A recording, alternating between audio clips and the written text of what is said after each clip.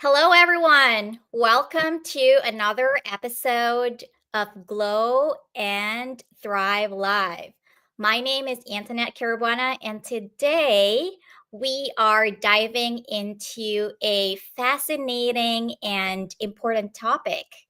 Artificial intelligence is an integral part of healthcare, and we are going to talk about artificial intelligence in healthcare.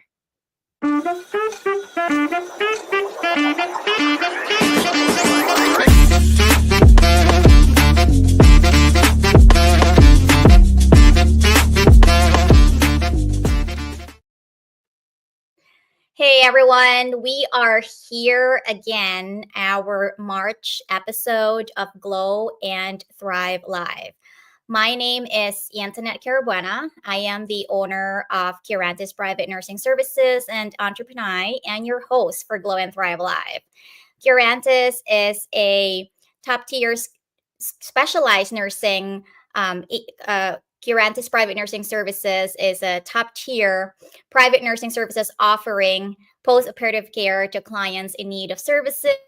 So it's post-operative care, IVF support, and elderly care. And I am also the owner of Entrepinay, on an online pop-up store for Filipino novelty gifts, items, t-shirts, and Filipino themed nurses coffee. And you know what? AI is transforming the way we diagnose, we treat, and manage patient care. From improving efficiency to reducing medical errors, AI is becoming an integral part of healthcare. But what does that mean for patients, for everybody and the healthcare providers? So today, this is basically an important episode for everybody because we are going to have a conversation about artificial intelligence in healthcare. And also, if you have any other comments about your inquiries or anything that you'd like to let everyone know about artificial intelligence, if you have any questions about AI in healthcare, please feel free to write your comments below. And also, just a brief overview since I will be presenting a quick presentation about AI. So, in today's Glow and Thrive Live episode, we are going to present a short presentation on artificial intelligence in healthcare. And we also have a very special guest where we're going to ask questions about AI. And of course, our show won't be complete if we don't entertain your comments, your questions about artificial intelligence, or any other discussion that you'd like to talk about. And of course, the last would be our final takeaway for our topic for this afternoon. So, I just wanted to say this to everybody. Thank you so much for watching us. I know we have multiple people watching the show from Massachusetts, around the Boston area, the entire United States, and even globally. Thank you so much. I know it is 6 p.m. Eastern time and you're just busy, you're just driving back from from your workplace and driving home, but thank you for joining us this evening or this afternoon. So AI is no longer just a concept, right? From sci-fi movies, it's really here shaping our industries, shaping our businesses, redefining our careers, and also even influencing the way we interact with the world. But as we stand on the brink of this technological revolution and technological advancement, one question remains. How do we embrace artificial intelligence without being left behind. Yet we're really unsure as we navigate its power responsibly. As you know, AI offers incredible opportunities. It enhances healthcare. It does definitely help businesses. It optimizes businesses. And for sure, it improves our daily lives, right? But it also raises an ethical concern, or should I say, ethical concerns, um, workforce shifts, and most importantly, data privacy challenges.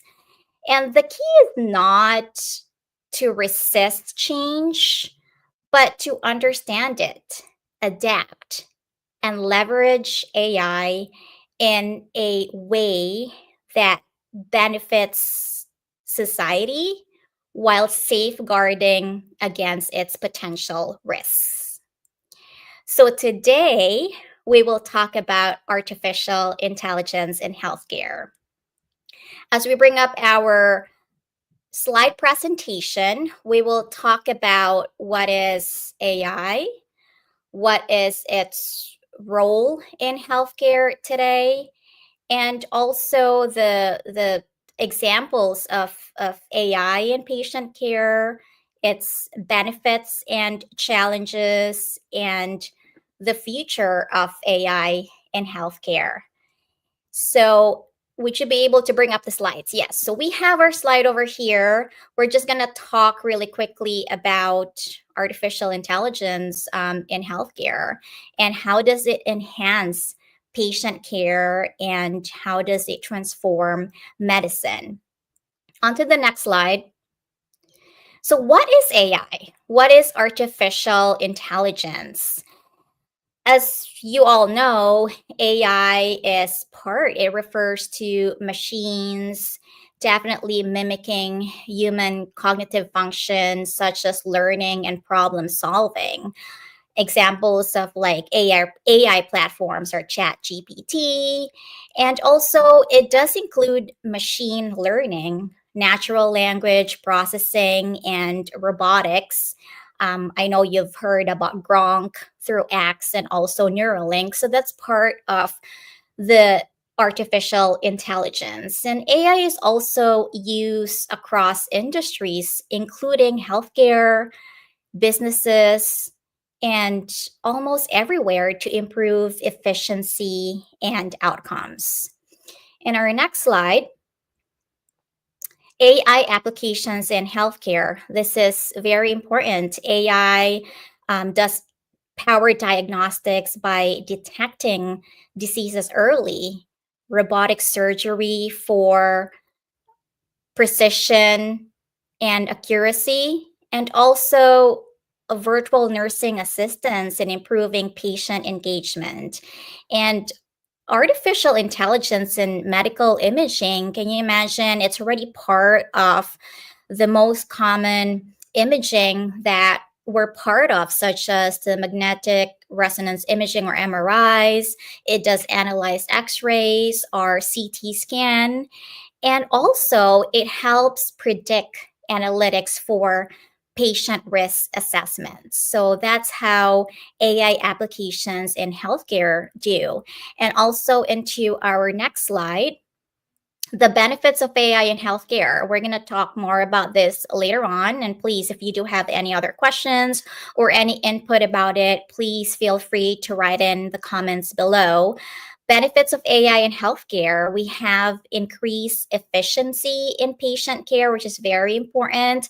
It does help us reduce human error in diagnostics and treatments. And it also improves patient outcomes and personalized treatments. It definitely helps in enhancing workflow automation for healthcare providers. And it does predict insights for early disease prevention. And to our next slide. The most important thing that I wanted to present is the challenges and the ethical concerns of artificial intelligence. everybody's just so scared to utilize AI because of data privacy and security concerns. And also, there's always a risk of AI bias in the medical decision making part of it, right? And also, dependence in technology reducing human oversight and the ethical consideration of AI driven diagnosis. And of course, we're just kind of like a little bit like scared, especially big organizations, because as much as AI can help automate workflow and help reduce errors, its high cost of AI integration in healthcare systems is also one of the challenges, especially in healthcare. On the next slide. So, what is the future of AI? AI, we are going to see a lot of AI driven drug discovery for faster treatments, especially for cancer medications and for all of the different types of disease conditions that all of us will certainly have in the future. So I am so excited about this, and also most importantly, a wearable AI devices for real time health monitoring.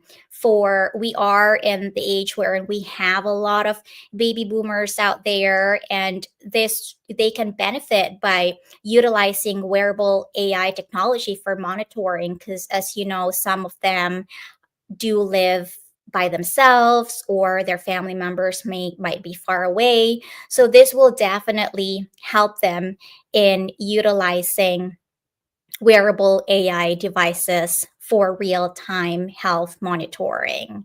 And also AI assisted telemedicine for remote patient care. We're also going to utilize AI in helping the remote areas wherein there isn't really a lot of medical care that they can go to immediately, but utilizing AI to be able to reach those remote areas so they can have the healthcare that they need. Preventing health disparity or health disparities is very, very important for what the future of AI in healthcare can do. And also integration of AI with personalized medicine and continuous improvement through machine learning advancement. So those are all the amazing future of what AI can do as we have or as we tackle all these different types of AI inputs and insights in healthcare. And AI is revolutionizing healthcare by enhancing efficiency and patient care. We just need to really consider ethical considerations must be addressed for responsible AI implementation, and the future holds promoting AI advancements in medicine and patient care. So after our presentation, after that, I am just so excited to introduce our featured guests for this evening show. So today, everyone, I have the honor of welcoming an extraordinary leader in the world of nursing, someone whose passion, expertise, and innovation have reshaped the landscape of healthcare. With over 3 decades of diverse experience spanning from medical surgical care, critical care, and emergency medicine, he has not only mastered the art of patient care, but has also led and inspired countless healthcare professionals along the way. He is armed with a master's in nursing informatics and a doctorate in nursing practice, with a focus on leadership and innovation. He is a true trailblazer at the intersection of healthcare and technology. As an informatics nurse specialist, his mission has been to bridge the gap between cutting edge technology and clinical excellence, designing workflows that enhance patient safety, optimizing documentation systems, and leading transformative education initiatives. His contributions to nursing informatics have not gone unnoticed, earning him prestigious recognition from professional nursing organizations for his outstanding dedication to advancing the field. He is a certified emergency nurse and an influential educator. He is deeply committed to shaping the next generation of healthcare leaders. With an unwavering drive for innovation and relentless commitment to elevating patient care, he is a force to be reckoned with in the ever evolving world of nursing.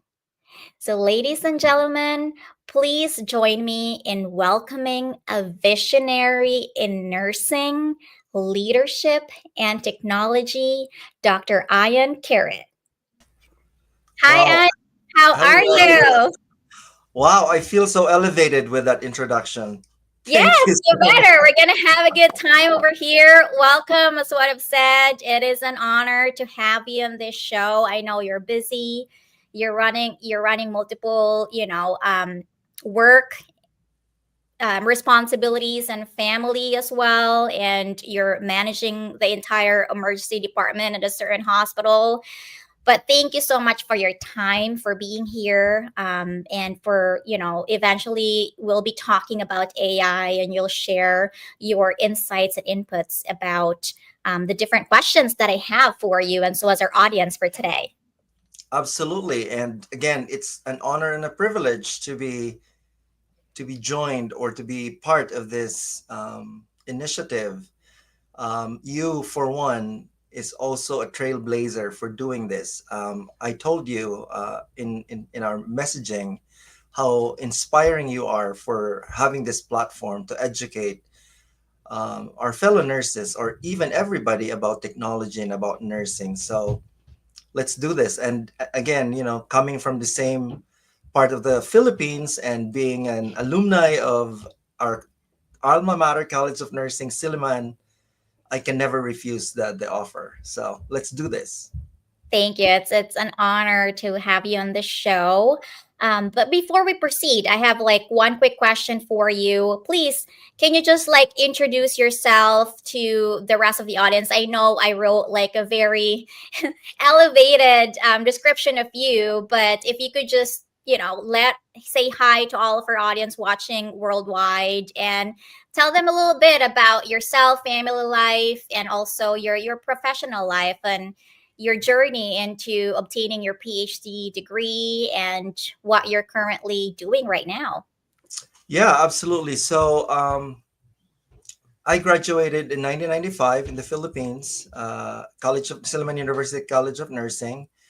I worked at Silliman University Medical Center at that time. This was 1995 and then 1997 until 2002, I think. And then 2003, I taught at the college and I taught there for third year level 3 nursing students. And then I got the opportunity to come here. I was also a politician, by the way, in the Philippines. And in fact, I didn't finish my term because I ended up coming here in the States.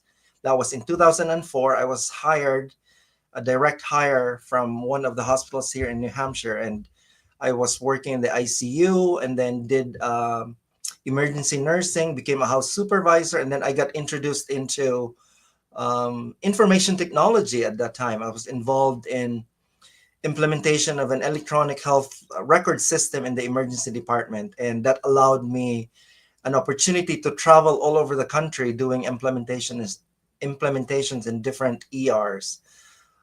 So I was able to travel across the country for that. And then during that time, I was enticed to enhancing my education. So I got involved with informatics. It's like, why not join or get my master's degree in nursing informatics, of which I did. So I graduated in 2012. So I've been kind of really immersed into the whole technological integration with nursing during that whole span of time. And then I moved to bigger hospitals. I work in the ED again at a really level one trauma center. And I was doing like house supervisor, being part of the clinical staff, and at the same time also involved with informatics, with nursing documentation, workflow integration, process enhancements, all of those things. And then in the last, I would say 6, 7 years, I was an informatics nurse specialist. That's when I was really fully integrated into the world of information technology. And then I sort of got tired with that whole, just, the whole pandemic being just some remote work, and then quite, half and half going to the hospital. I kind of missed the clinical side. So last year I switched jobs again and did the ED clinical manager and educator of another hospital's emergency department. But even with that role, my whole knowledge about information technology, nursing informatics, and all the recent advancements, evidence-based practice, all of those things are still kind of integrated into my role. So I guess, my clinical background is fully merged with my whole experience and knowledge with information technology. So it's a good merger, a good marriage, I would say. That's awesome. And Yeah, you've really honed and mastered the skills and informatics and also the clinical yeah, aspect of it. So that's really great. And yeah. it is just very fitting to have you on the show for tonight's episode of Glow and Thrive Live as we talk about artificial intelligence. So, what excites you the most about AI in healthcare right now? I mean, even just the thought of I already get excited. I mean, think about, you already mentioned several of those things like personalized medicine, predictive analytics, all of those things like chat GPT. I mean, back in the day, I'm sure you've experienced like creating a nursing care plan, asking about, give me a patient that came in with shortness of breath and chest pain.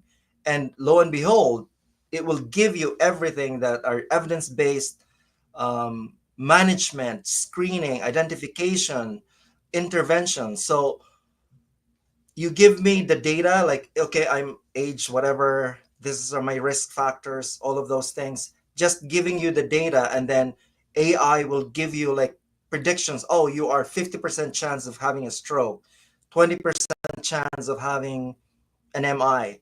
So things like that. Just imagine the technological marvel that would be. So it kind of bridges the gap or closes the gap between like, trying to prevent the occurrence. So you already are armed with all the knowledge for you to kind of change your ways and change your lifestyle. In that way, you won't get to what was predicted. So it's kind of like being forewarned, or being forewarned means you are being armed, right? And same Right. thing with remote. You mentioned about remote monitoring and telemedicine, right? Just imagine people who live in far-flung areas, they don't get a specialist. It's hard for them to get that. Like, I'm having a stroke, and they don't have to travel like 2 5 hours to get to a specialized center. With telemedicine, they can easily just press the button, and then a specialist will go look at the patient and then give you advice. Here's what you need to do. Here's the things that needs to be done based on how I'm seeing the patient. And the wearable devices, the your Apple Watch, the minute you have like an irregular rhythm, it sends a message to your cardiologist, and your cardiologist will say, hey, give you a call right away and say you need to go to the closest ED, or come come to my clinic. So just imagine that. And it's real time. So before you know it, the time that is kind of spent waiting is kind of like very slim now, because you have real time data that is getting to the right provider. So those robotic surgery, you've heard about Moxie, right? The robotic um, um, assistant that is roaming the hospitals in some organizations in some states. Yep. They talk to the patient, like They bring lab specimens to the lab. So that really saves time for the nurses. And you mentioned about medical imaging. Instead of like relying on human eye to say, oh, this looks like an aneurysm with this kind of measurement, AI can help you really be more precise and be more accurate. So it's amazing what AI can do, and we are just at the tip of the iceberg. I would say there's just so many more, you know, innovations that are coming, and our kids are so lucky because by then, I mean, you can just imagine, it's beyond me. Yeah, Right. And then can you imagine in the next decade how it's going to be? You're so right.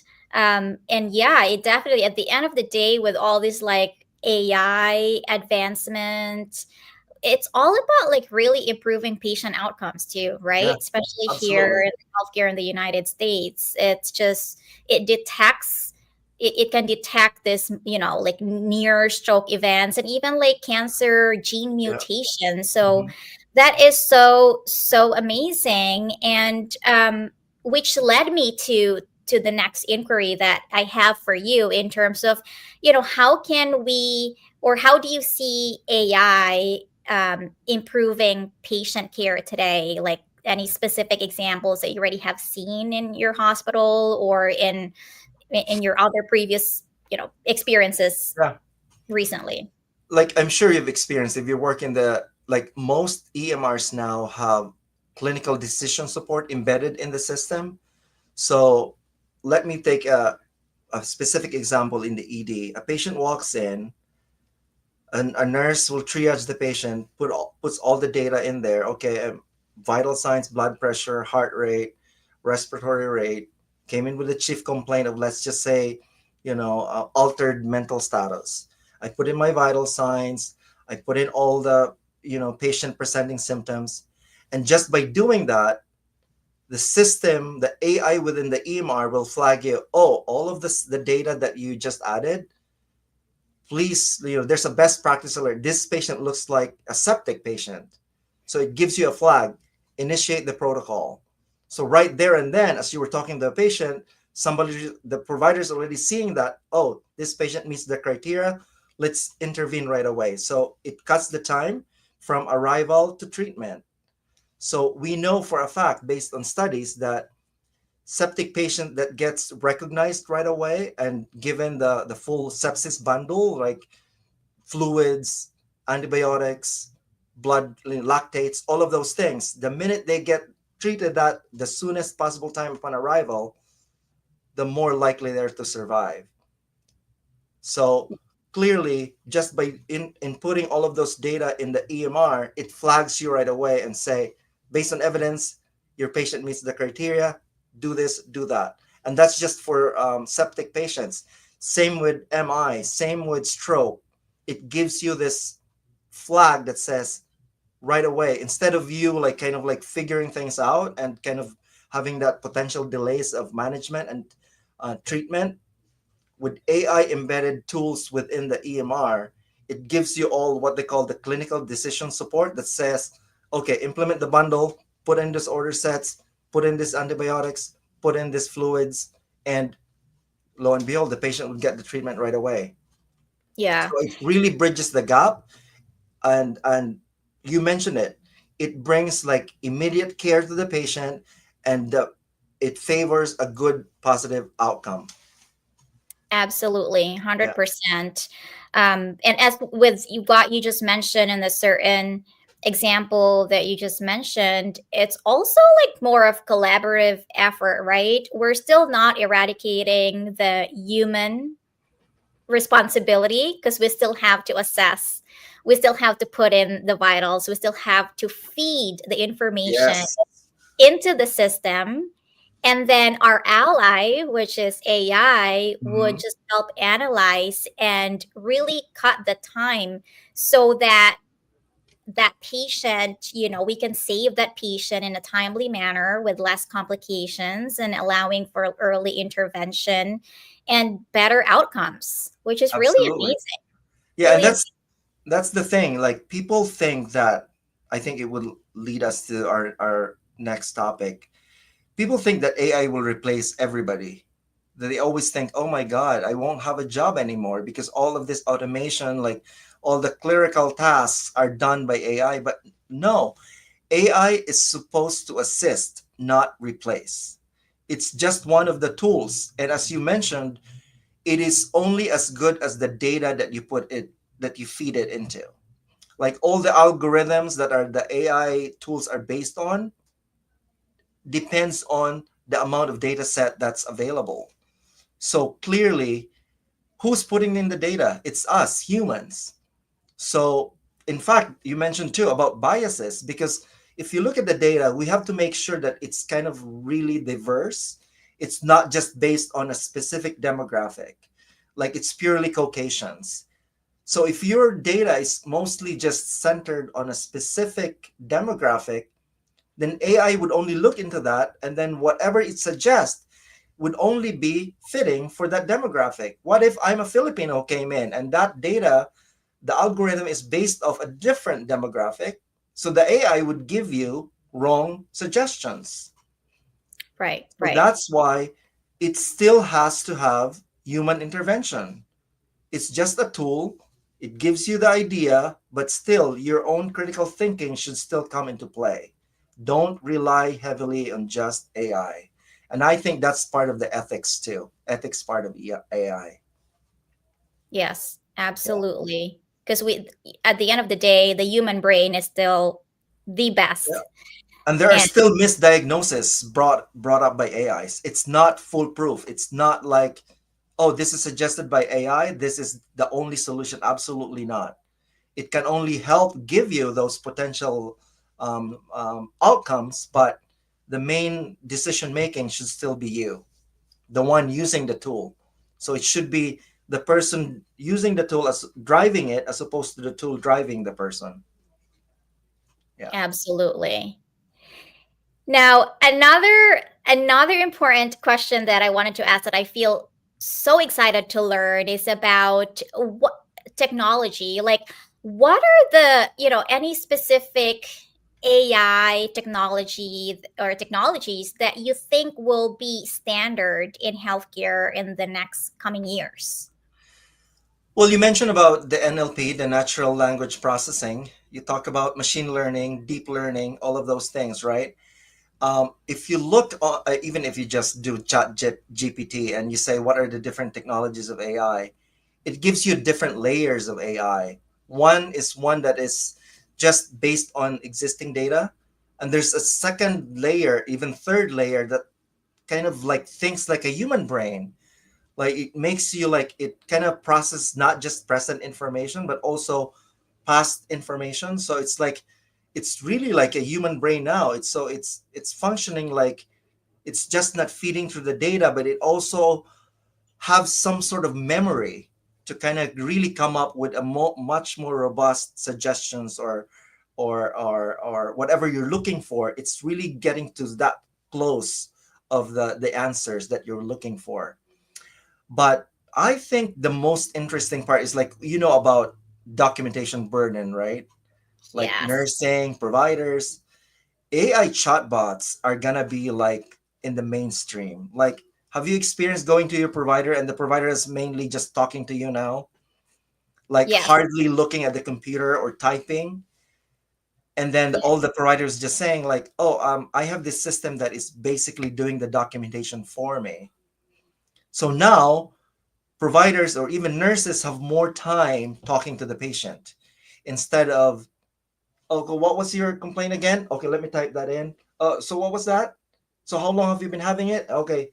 No, there's much more casual, much more humane conversation happening, because technically the chatbots are doing the documentation for you, and all you have to do now is just review it. And have you experienced like WebEx meetings? Forget about taking minutes. After the meeting, It in less than summarizes for five you. minutes, they will send you an email, a full recording, and notes of everything that's discussed in the meeting. And I have to say, oh my God, it does way better than me taking the minutes, because it really Yes. captures everything and it arranged the main concepts, supporting documentation, everything. So those things, and robotics too. Like I mentioned a little bit about robots doing surgeries, the less invasive surgeries like, prostatectomies or cardiac valve repairs, those kind of like simple procedures. I mean, just imagine robots doing the surgery. It's much more precise. And I mean, this is where things are going to go. It's just so many, and again, natural language processing, machine learning, those are all happening now, like predictive analytics. You can see that mainly like embedded within like radiology, all different EMRs, like Epic. I mean, Epic in and of itself. I mean, I maybe I don't have to mention brands, but any kind of EMRs mostly have AI tools embedded on it now. Yeah. So Absolutely. really, really, and even Google, like Bing, like all of this, they are all AI tools on it now. Yahoo, all those search engines have AI tools embedded on it. So it's much more comprehensive results when you do it, when you do the search. And it's so amazing too. I'm just excited about utilizing this like technology that will be standard in AI in the near future because it definitely relieves the burden, the administrative burden Yeah. for supervisors and managers and helps them focus more on the tasks that really matters and most importantly also bedside nurses. As you Yeah. know, bedside nurses are mostly burnout, especially after the pandemic, and relieving documentation burden out of their hands and integrating artificial intelligence through that will definitely allow them to at least take a 30-minute break to recharge if they work 8 or 12-hour shift. And it also provides them the opportunity to really talk to their patients and have that one on one time, even if it's just for a short period of time, to really be there for the patients without, being in a rush, right? Yes. I So could not agree more. Yep. When I I'm was doing emergency nursing in a level one, I almost always end up staying after my shift because I have to review my documentation and make sure that I captured everything that happened during my shift. Because if you're so busy, you don't have time to go back and or do documentation real time. And that's I'm sure that's a pervading challenge in most organizations. And AI is really promising to address that. The cognitive load, the documentation burden, it yeah, clearly reduces nurse efficiency and takes away patient time. That's the most important thing. Yeah. it truly does. And one thing that I actually thought about is and I'm pretty sure if you're a bedside nurse or if you are more on the administrative nurse manager supervisors, one thing that we can all agree on is scheduling.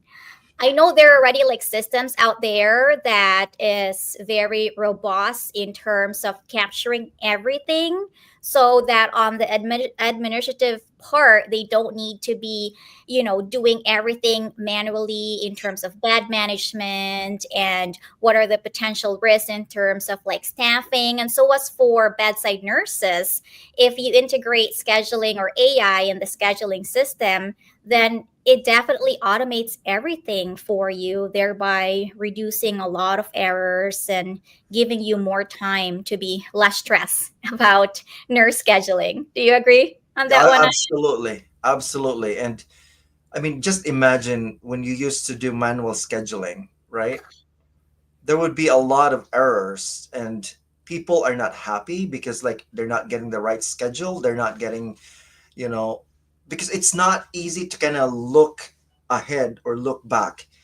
But now it's so easy. Everybody can just go put in their schedule, and for some magical reasons, AI will just arrange everything and then makes everybody happy.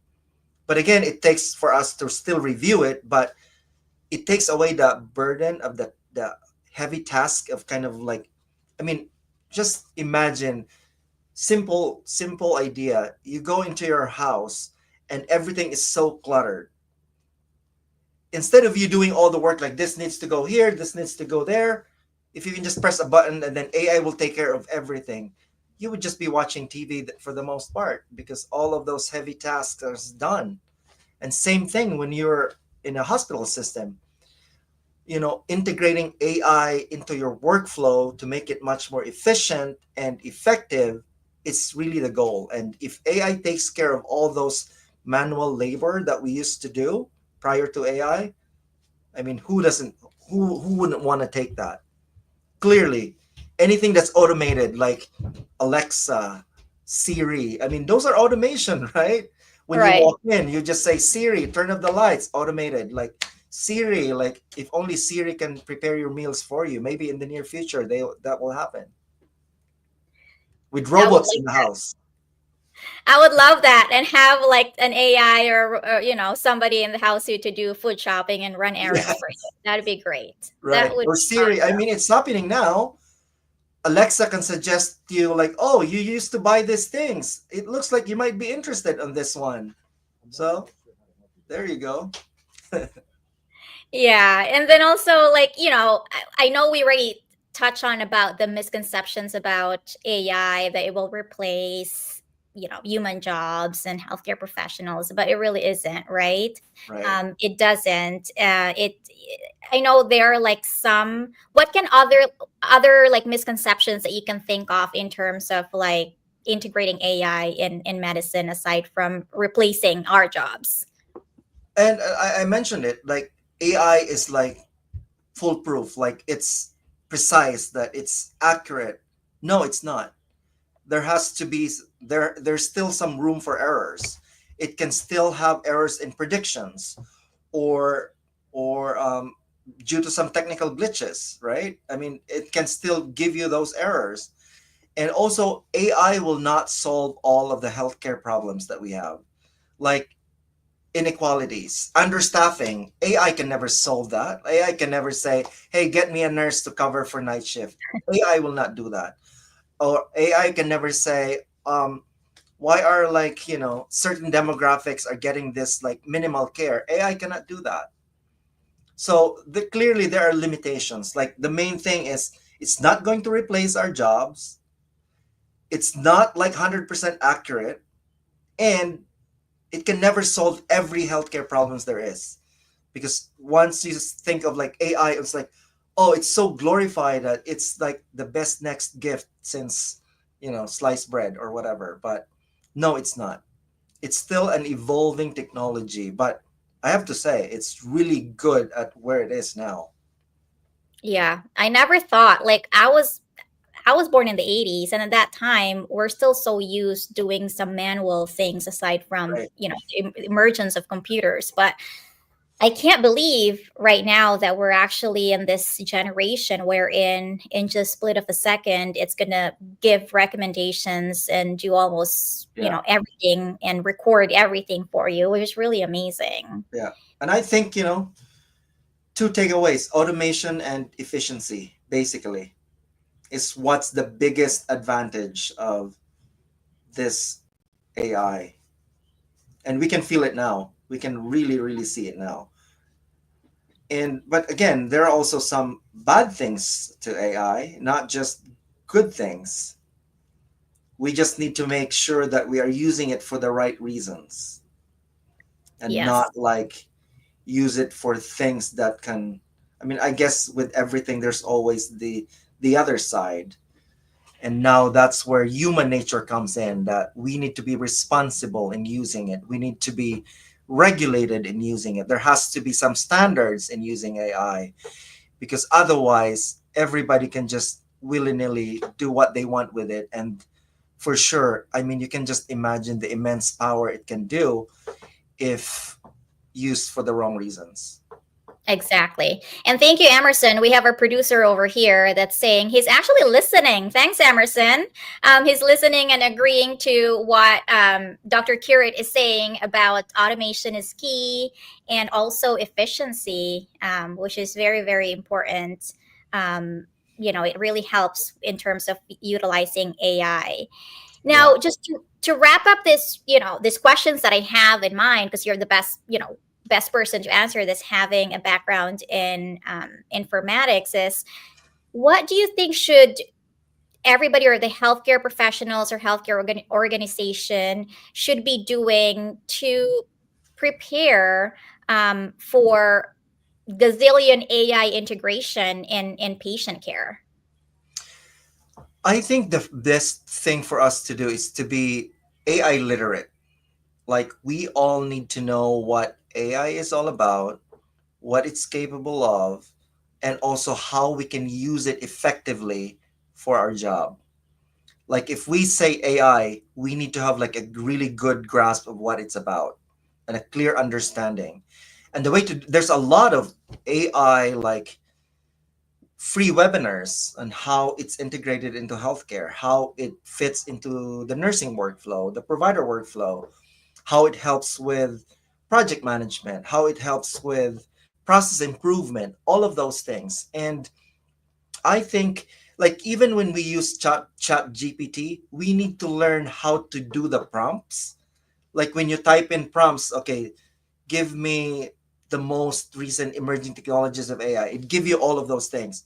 And after that, follow it up with, out of those emerging technologies, which one do you think is most beneficial to nurses? And then it gives you all of those, like, it slims it down. And once it slims it down, again, you will ask it. So really, you're gearing it from being so general into how it can really fit into what you're looking for. So, and there are a lot of prompts that there's even a cheat sheet of prompts that you can do for AI to really give you the right kind of information that you're looking for. And the other thing too is that there needs to be transparency.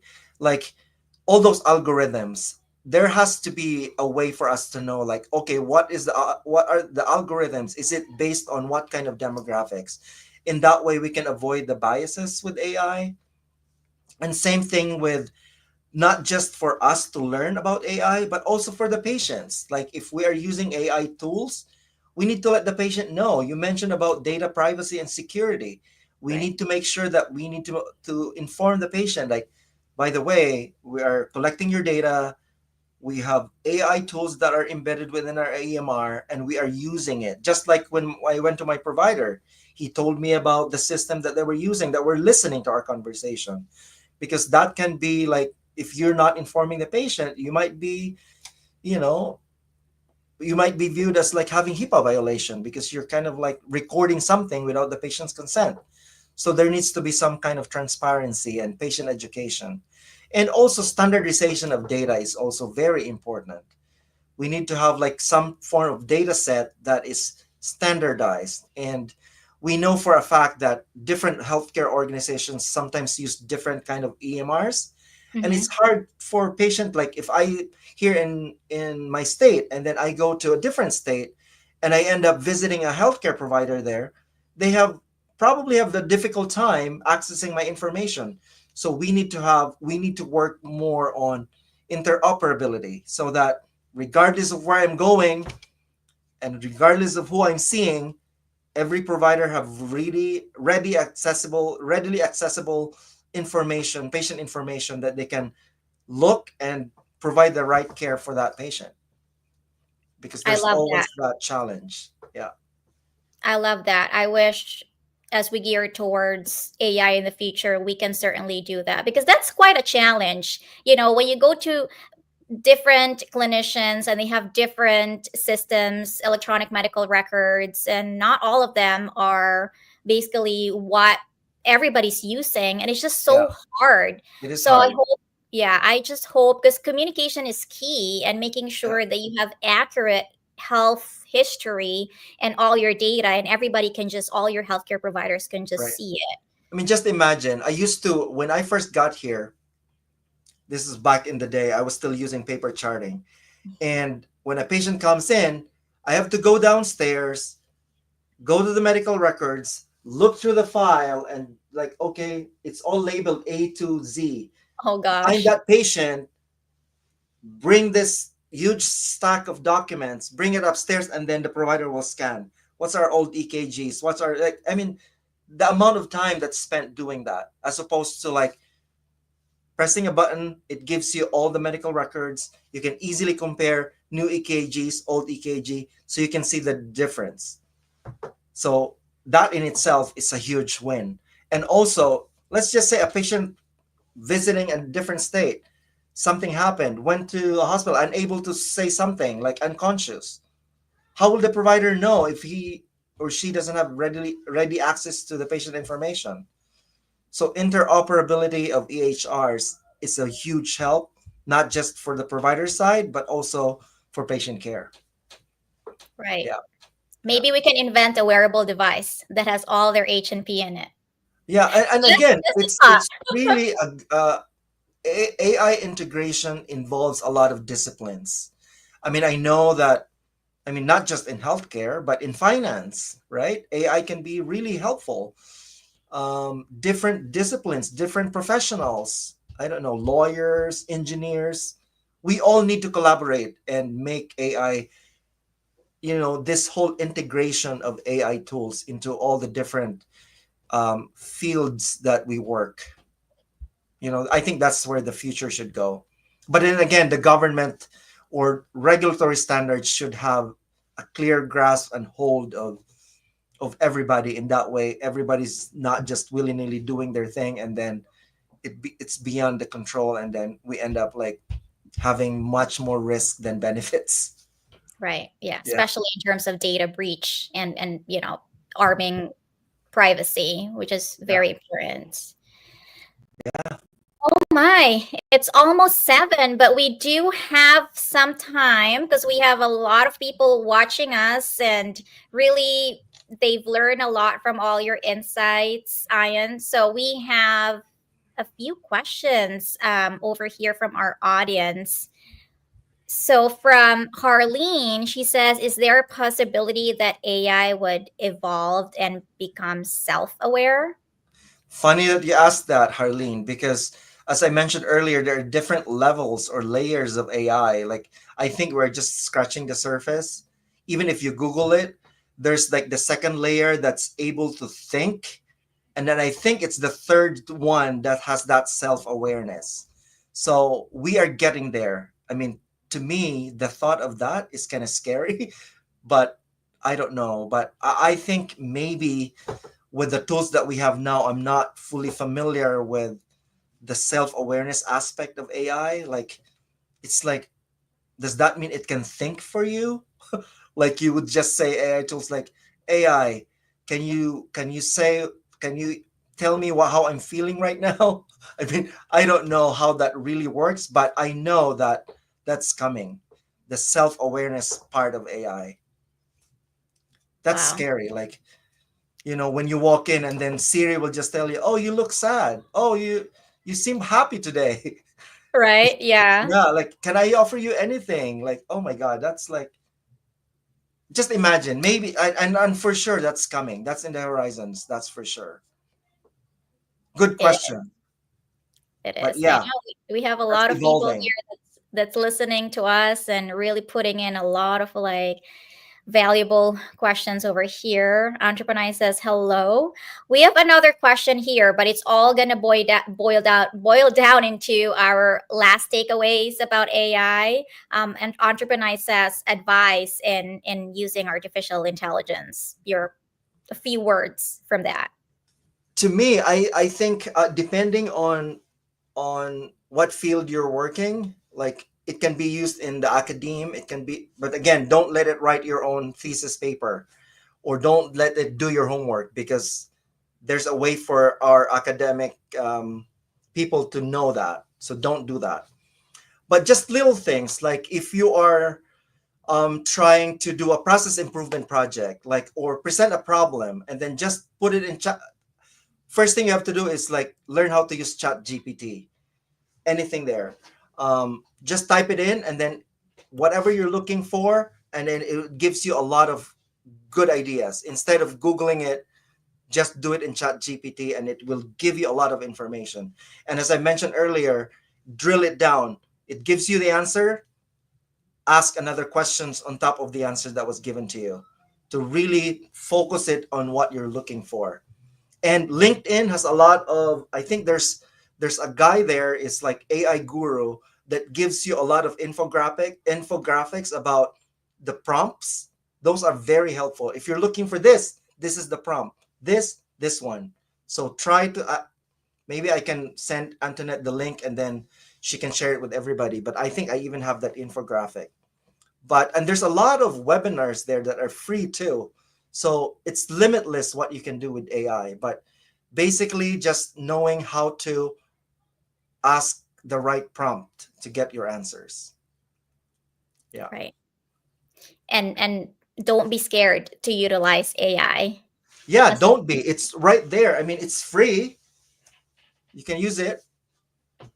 And even like the way you communicate, if you're struggling with how to phrase something, I want to send a message or send an email, just type it in and say, please draft an email to a friend that I haven't seen for years.